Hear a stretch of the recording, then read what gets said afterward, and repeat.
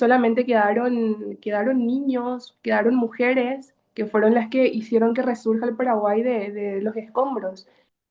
Hola a todos, hoy tenemos una invitada muy especial, María José Centeno de Paraguay, de Areguá, Paraguay, una ciudad conocida por su contribución a la cultura paraguaya, a una ciudad que tuve el honor de estar en esa ciudad, me encantó y es muy particular. María José es una artista precursora del puntillismo en Areguá, en su ciudad. Nos explicará qué es el puntillismo y nos hablará un poco de la cultura guaraní y la cultura paraguaya y la importancia y las particularidades que tiene, porque realmente es una cultura muy especial dentro de América Latina. Entonces, María José, gracias por estar. Un gusto verte de nuevo. Hola, Por favor. Mica, ¿cómo estás? Un placer realmente, después de cuánto, 4 años. Sí, Después de mucho 4 años, tiempo. bastante, pasó el tiempo demasiado rápido.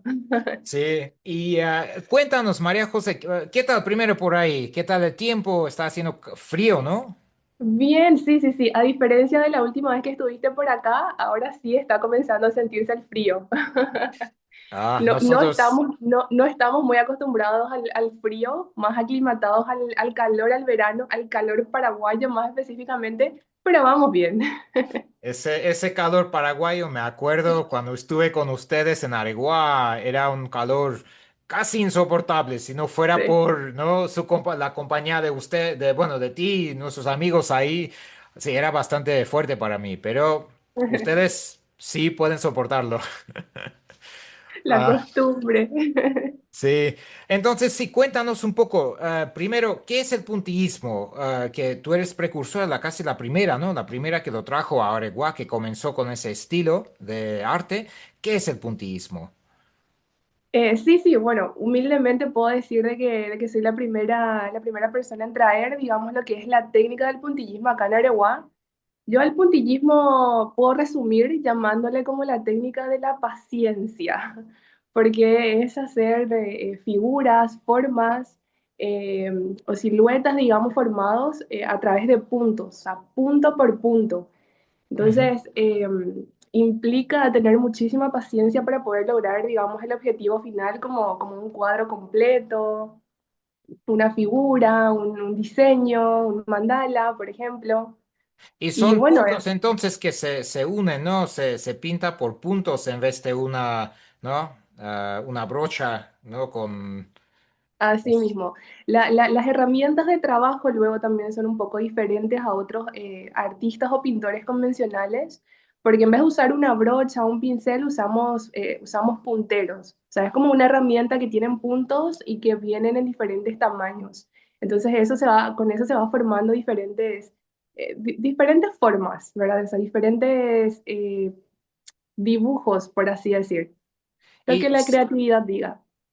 ya, sí, sí, me acuerdo cuando vi tu arte ahí, era muy interesante que no había visto algo semejante, ¿no? Se puede entonces usar el puntillismo en cualquier tipo de objeto, ¿no? En vasos, en platos, ¿no? Diferentes tipos de objetos como forma de arte, ¿verdad? Totalmente, totalmente. O sea, como siempre digo, tu lienzo puede ser cualquier cosa. Puede ser un cuadro, puede ser un plato, puede ser un vaso, de diferentes materiales también como madera, vidrio, papel. O sea, Sí. lo que te puedas imaginar, incluso las computadoras, los teléfonos. O sea, creo que podemos hacer arte con eso sobre lo que sea, incluso sobre tejido también. ¿Hay algún tipo de objeto que sueles usar más para tu arte? Sí, sí, sería básicamente, bueno, lo que más utilizo son maderas de fibrofácil o MDF o cerámica, ya que como soy de la ciudad de Areguá, ¿verdad? Y bueno, toda mi Mucha familia cerámica. también se dedica a la artesanía en cerámica, entonces muchas veces uso cosas, objetos, jarrones, por ejemplo, que hace mi papá o cualquier otra persona y pinto sobre eso. Entonces, como darle un plus, digamos, también, algo digamos, antiguo, por así decir, como lo que es la alfarería en sí, con algo un poquito más moderno, como con lo que es el puntillismo, ¿verdad? Sí, y mencionaste tu padre. Entonces, ¿es el arte corre en tu familia o cómo comenzaste con eso? ¿Cómo te llegó la idea de que quiero ser, ¿no? Precursora, quiero traer el puntillismo a Areguá? Cuéntenos. Y la verdad que sí, toda mi familia, prácticamente por parte de mi papá, se dedica a la artesanía, a la alfarería. Eh, Mi papá y mis tíos, pero todos tienen una técnica, digamos, diferente, ¿verdad? Y sí, la verdad que sí, crecí en una familia de artistas y artesanos, pero si a mí me preguntaban hace unos años atrás a qué me quería dedicar, probablemente yo no iba a decir al arte. Yo empecé con esto en plena pandemia, pero Uy, sí, empezó, durante COVID. ujú, sí, sí, pero empezó como un hobby esto. Era justamente un momento de mucha incertidumbre, ¿verdad? Para todos, encierro total. Y bueno, yo me acuerdo que le dije a mi papá, papi, me quiero comprar un librito de mandalas para colorear, para calmar la ansiedad y cosas así, ¿verdad? De Mm, forma eso terapéutica. sí, eso no Ujú. necesitábamos nosotros todos, ¿no? Totalmente, todo, sí. Y me dice mi papá, pero si querés pintar, acá tenés cosas para pintar. Hay pinturas, hay cosas de cerámica, hay platos de cerámica que podés usar. Y dije, bueno, dale, en vez de comprar, usé lo que tenía en casa, empecé a pintar y dije, a ver, tengo un plato, un círculo, ¿verdad? Entonces voy a hacer un mandala con esto y con las pinturas y con los colores que hay en casa. Y ahí empecé, increíblemente con las primeras obritas, por así decir, ni siquiera se le pueden llamar obras, ¿verdad? Lo que era en ese momento, pero me acuerdo que fue mi papá realmente quien me motivó más porque me dijo, esto está muy lindo, si te gusta hacer, ¿por qué no te dedicas a esto? Y si querés hacer, tenés que hacer bien las cosas, ¿verdad? Y me acuerdo que el primer mandala, por así decir, que pinté, vendí. Ah, lo vendiste. Sí, lo vendí, pero no por una cuestión de que yo dije, ah, yo hice esto, yo voy a vender, no, sino fue mi papá, ¿verdad? Que puso, Sí, digamos, entre sus cosas, tuvo llegaron éxito. O sea, clientes, llegaron clientes y dijeron, a ver, ¿y esto qué es? ¿Para qué uso le podemos dar? Y bueno, ahí fue que se vendió, después se va, me cuenta mi papá y me dice, mira, ya vendiste tu primera obra, sí, ahora eso es. tenés que decidir si de verdad quieres hacer esto. Y fue eso también yo creo que me motivó para seguir con eso. Ah, Y exacto, ahora, ¿no? imagínate, Y tengo ahora sí, ¿y ahora qué haces? ¿A qué te dedicas? Aparte de, bueno, puntillismo, pero organizas cursos también, ¿no? ¿O qué también, haces ahora? también. Sí, sí, sí. No, bueno, y aparte de pintar, son básicamente pedidos, trabajos, mejor dicho, bajo pedido. Promociono, ¿verdad? Mis obras en las redes sociales y bueno, la gente eh, me va pidiendo cosas personalizadas. Pero aparte de eso también me encontré con un montón de gente que me decía, a ver, Majo, ¿por qué no enseñas esto? Porque nosotros también queremos, ¿verdad? Porque hay Sí, mucha gente que se dedica a la venta de artesanía, por así decir, pero como que querían darle también ese plus porque se volvió súper, súper de moda, por así decir, porque era algo novedoso también lo que es el puntillismo.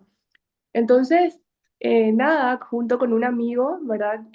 Conversamos del tema y dijimos, podemos pensar y ofrecer un curso de puntillismo, ¿verdad? Para la gente. Y la verdad que fue muy bien aceptado y hasta ahora. Son funcionó. cursos A la esporádicos, gente sí. le interesó. Y A la los, gente le interesó mucho. sí, Y paradójicamente no todos van porque, digamos, quieren dedicarse después a esto, sino van porque encuentran dentro de los talleres de arte en general, ¿verdad? Un momento de relax, gente, por sí, ejemplo, ya jubilada o gente mayor inclusive que dice, estoy todo el día en la rutina de la casa, del hogar, del trabajo, entonces quiero hacer algo diferente, quiero darme un mimo, ¿verdad? Y son de van y participan de todas los edades talleres. entonces. ¿Cómo? Son gente de todas edades, tus De todas las alumnos, edades, desde niños hasta gente muy, muy mayor, de hasta 80 70 jubilados. 80 años. Sí, Ah, es parece, sí, parece bastante, atrae a la gente, ¿no? El estilo, quizás el totalmente, estilo de vida, no el estilo de vida, pero ese tipo de actividad cultural, porque como totalmente. dices tú, Sí, te porque, claro, relaja. es como un escape a la rutina. Y además bueno, formamos ese grupo que no termina en un solo taller, sino que después van pidiendo otros y así sucesivamente. Y bueno, vamos creando una comunidad también muy linda de pequeños artistas, ¿verdad? Sí, sí, eso es muy interesante. Y la pionera eres tú, que comenzó en Areguá, entonces eso tiene mucho mérito. Totalmente, Cuéntanos. muchas gracias.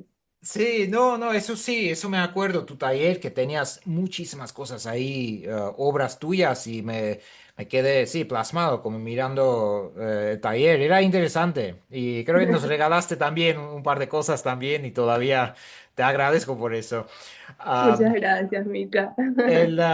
Cuéntanos también, porque Paraguay tiene una cultura muy particular dentro de América Latina porque está el pueblo guaraní, que uno de los únicos pueblos, no el, claro, no el único, pero hay otros pueblos que han mantenido el idioma, pero a nivel nacional parece que el pueblo guaraní ha mantenido mucho más fuerte su idioma, o sea, el guaraní, ¿no?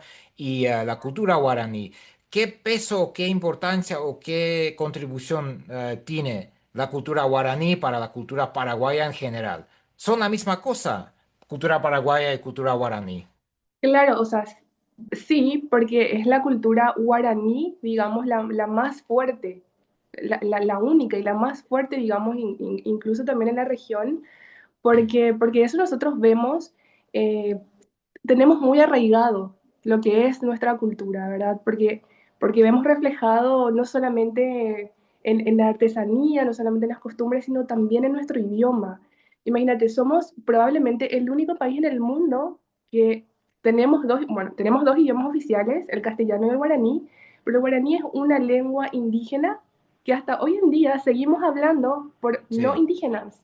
sí, sí. Y sí, sí, Y por el acento me acuerdo, el español en general, entiendo bastante bien el español y he conocido muchos, muchos de América Latina, he vivido con ecuatorianos, colombianos, venezolanos, chilenos.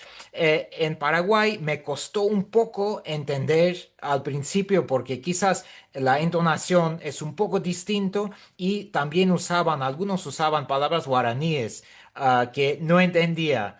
Conozco un par de palabras, mitacuñá, por ejemplo, ¿no? Y porá, cosas así, pero me costaba un poco entender. ¿Qué cuentas, por ejemplo, del acento, del dialecto o el acento particular? El español paraguayo, ¿qué particularidades tiene comparado con otros? increíblemente digo también, ¿verdad? Como acá tenemos dos idiomas oficiales, que es el guaraní y el español, que probablemente, bueno, si buscan la traducción del guaraní van a entender o van a encontrar, del español obviamente también, pero nosotros los paraguayos hablamos lo que se llama yopará, que significa Ah, yo mezcla. para. Sí, yo Yopará, para, es ajá, cierto, sí. que es una mezcla entre el castellano, el español y el guaraní. Y solamente los paraguayos podemos entender eso porque no existe traducción absoluta en ningún lado. Y, y usamos, lo que más hablamos acá en Paraguay es justamente el yopará, o sea, no hablamos un 100% español o 100% guaraní, sino hablamos en un 80%, podría decir, ¿verdad?, de la población paraguaya, hablamos el yopará. Sí. Hablamos, sí, sí. ¿Nos puedes decir alguna frase en Yopará que no podemos entender nosotros en el otro lado de la pantalla aquí de Argentina, de Uruguay, de Perú, de Nicaragua? ¿Qué cosa podría No, decir en Yopará? bueno, igual el yo para, como te digo, es una mezcla de los dos idiomas. O sea, en una frase podemos mezclar tanto el español como el guaraní. Entonces, si escribimos un mensaje en yo para y enviamos y busca a alguien querer traducir, es como que No van a el poder. internet entra en cortocircuito. Y muchas otras frases coloquiales, por ejemplo, que decimos nosotros, que probablemente sí tengan traducción, pero que no significan absolutamente para otras personas que para nosotros sí. Por ejemplo, un ajata ayú, por ejemplo, que significa eh, me voy a ir a venir. O Ah, sea, ajá, así. sí, significa eso, si vamos a traducir. pero que no tiene sentido, digamos, que si eres en español no tiene sentido, me voy a ir a venir, ¿verdad? Pero que para nosotros sí. Voy a ir a venir. Sí, claro, para ustedes tiene sentido porque es otro contexto, ¿no? Totalmente, totalmente. Y usamos varias palabras también, que puede ser, por ejemplo, una misma palabra, pero en diferentes contextos. Ya depende de la conversación que se está teniendo, ¿verdad? Que bueno, que es algo que también nos hace únicos a nosotros los paraguayos. Sí, sí. Eso sí, me acuerdo en España cuando vivía. Había paraguayos también, sí, de hecho viví con unos paraguayos, me caían súper bien. Y cuando se juntaban entre ellos para tomar su tereré, ¿no? Porque toman tereré, de hecho que es bastante bueno, claro, comenzaban a hablar yo para, y yo no entendía nada, mirándoles como, a ver si entiendo la mitad, pero no. Entonces sí, me acuerdo de eso. Entonces así es la particularidad del español paraguayo, yo para. Y la cultura en general, la cultura porque hay polka paraguaya, polka es europea, ¿no es cierto? La danza o la música, el tipo de música, polka paraguaya, porque hay polka paraguaya también, que se escucha por algunos sectores ahí, ¿no? En general. Am, ¿Cómo es la cultura paraguaya en general, aparte del idioma? ¿En qué se distingue? ¿En pintura o...? Eh, Bueno, yo creo que la cultura en general, ¿verdad? Es una memoria viviente de cada pueblo y yo creo que Paraguay es un referente también de eso, partiendo luego desde el idioma, pero yo creo que también de la artesanía y de la forma de vida de cada paraguayo. Eh, Justamente teniendo una conversación con un amigo extranjero, ¿verdad? Me estuvo comentando de que viaja mucho por diferentes países y que a él le interesa saber del por qué cada persona o cada pueblo, cada país vive de una u otra forma, ¿verdad? Y se interesó mucho de la hospitalidad del paraguayo. Entonces me pregunta, ¿verdad? Y me dice que por qué Paraguay, por qué los paraguayos son o somos, ¿verdad? Tan amables. Tiene que haber un porqué. Y llegamos a la conclusión, ¿verdad? De que, bueno, Paraguay atravesó dos guerras importantísimas, ni siquiera me animo a decir importantes, sino devastadoras. Entonces sabemos, ¿verdad? Yo creo que está en nuestra sangre justamente ser solidarios unos con otros por lo que ya habíamos pasado, ¿verdad? Y por lo que sabemos de la historia de lo que es Paraguay. Entonces yo creo que eso también es algo que a nosotros nos distingue, porque si bien territorialmente hablando, y bueno, en cuanto a población también somos un país pequeño, Paraguay es un país rico, imagínate que tuvieron que unirse tres naciones en contra de nosotros.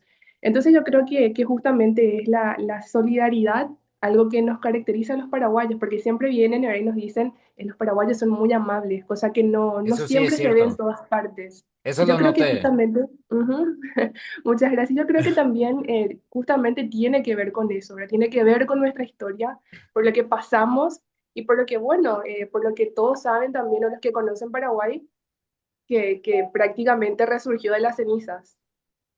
Sí, porque Entonces, la guerra de la triple alianza, ¿no? Hubo un par de guerras ahí, los años 1930 y luego 1800, a mediados de 1800 también. Y sé que el pueblo paraguayo casi quedó arrasado, murieron muchísima gente del pueblo totalmente. paraguayo y casi Sí, quedaron sí. mujeres, ¿no? Más que todo. Y Mira, en la guerra contra la Triple Alianza, que se unieron tres naciones, Argentina, Brasil y Uruguay, eh, prácticamente más del 90% de la población masculina adulta falleció, más del 90%. Entonces solamente quedaron niños, quedaron mujeres, que fueron las que hicieron que resurja el Paraguay de los escombros. Y luego tuvimos otra guerra, que fue la guerra, la que le llamamos la guerra del Chaco, que fue en contra de Bolivia, también. sí, sí. Entonces el rol, el papel de la mujer, por ejemplo, en la cultura paraguaya se destaca quizás más que en países colindantes. Totalmente. Mira, como dijo el Papa Francisco, la mujer paraguaya es la más gloriosa de América. Y realmente, porque creo que hay que darle el mérito que se merece realmente a la mujer paraguaya, porque después de haber entregado no solamente cosas materiales, no solamente joyas, porque no teníamos absolutamente nada, estábamos totalmente en desventaja en comparación a los aliados enemigos, por así decir, y que de nada, de la nada, tuvo que hacer resurgir el Paraguay que hoy tenemos, ¿verdad? De lo Sí, cual obviamente nos sentimos muy orgullosos y creo que justamente es por eso también que somos muy celosos de nuestra cultura, de nuestras tradiciones, de nuestro idioma y hoy en día veo justamente que cada vez hay más gente, más paraguayos, más jóvenes y más artistas también que tienen la posibilidad de salir del país, ¿verdad? Y demostrar un poquito lo que es Paraguay, porque sabemos también de que en muchas partes del mundo no conocen Paraguay, no saben de que Paraguay existe. Y como dijo alguien, ¿verdad? También y lo atesoré, no hay mejor embajador de un país que un artista. Y hoy sí. veo yo siendo artista, ¿verdad? Otros artistas jóvenes que recorren el mundo, digamos, promocionando la cultura del Paraguay. Y los que conocen y se interesan se quedan impresionados y enamorados también del Paraguay, no solamente del Paraguay de ahora, sino del Paraguay de siempre. Sí, sí, es cierto, sí. No, de la mujer paraguaya, yo me he dado cuenta que las paraguayas que conocí eran más que todo en España. De hecho, en la Argentina eran, sí, aparte de ser muy amables, siempre me daban la impresión de ser mujeres muy fuertes, no capaz de resistir. No es que Resilientes. estuvimos en guerra o algo, pero daban esa impresión, que eran mujeres muy fuertes y directos, ¿no? Sin dar vueltas a la hora de hablar, directos, amables, tal como queremos muchos de nosotros, ¿no? Cuando interactuamos con gente. Entonces sí, me daban muy buena impresión y lo que dices que tuvieron que hacer frente a tantas dificultades, hambrunas, la carencia de todo. En aquel entonces, cuando Paraguay estuvo en guerra, en la guerra de Chaco y luego la Triple Alianza, claro, en la época de la Triple Alianza, la población era mucho menos, no mucho menor que hoy. En el Chaco también, que hoy Paraguay tiene población de 5 millones, ¿no? 4 o 5 millones. Más de 7 millones. Más Sí, de 7 perdón. millones. Sí, Sí, por sí. ahí. En aquel entonces era aún menor. Entonces, imagina a la gente de cuán poca gente, mujeres habían, ¿no? Para hacer Sí. resurgir la cultura guaraní, la cultura paraguaya. En Paraguay también hay alemanes, ¿no? Que vienen de Alemania a vivir, Sí, menonitas y no menonitas, ¿no? O hay europeos. sí. ¿Cómo está ahora la situación ahí? Sí, la verdad que sí, no solamente alemanes, europeos en general, hay mucha gente que viene, que viene y que se instala, digamos, en Paraguay. Yo creo que también porque buscan un estilo de vida un poco diferente a lo que es Europa o Estados Unidos, Mm, un lugar más tranquilo, un lugar donde pueden, no sé, sembrar, donde pueden tener sus propias plantas, digamos, animales y vivir de eso, por así decir. Hay muchos alemanes, hay muchos menonitas, incluso en mi ciudad hay muchos menonitas. Y también en la zona del Chaco, ¿verdad? Que es una zona eh, prácticamente colonizada por ellos, sí. sí, la ciudad principal del Chaco, ahí, ¿cuál es? ¿Cómo se llama? Puede ser Filadelfia, por A ejemplo, Filadelfia está, sí, sí. sí, sí. Y es Zona Itapúa también puede ser, Itapúa, sí. sí. Las Y colonias, por ejemplo, sí.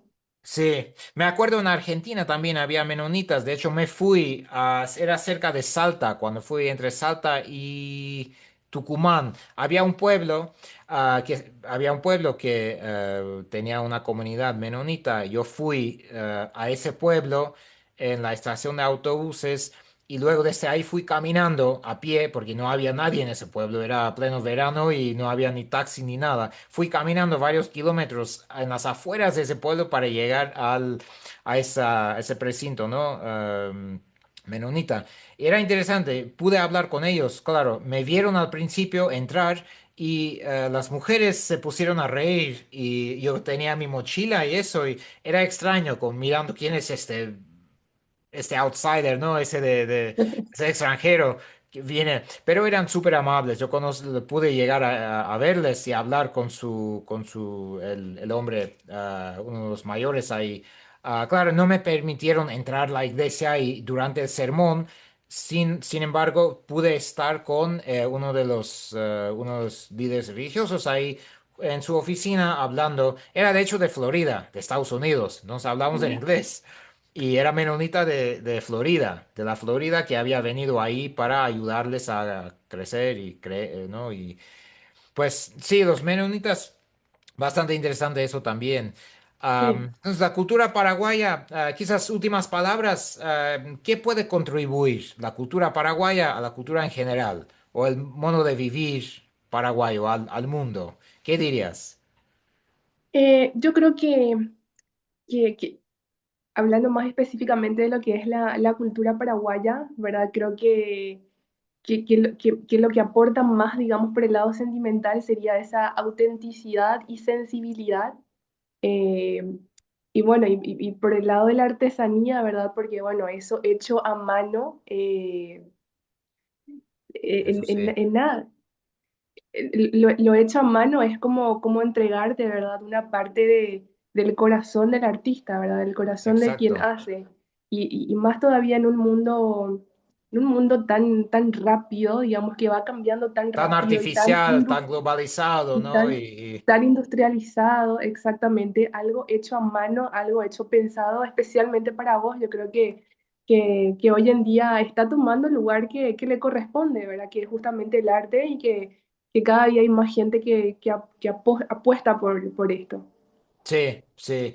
Sí, estoy totalmente de acuerdo contigo. Refleja realmente, ¿no? La cultura, la modo de vivir que viene de los antepasados.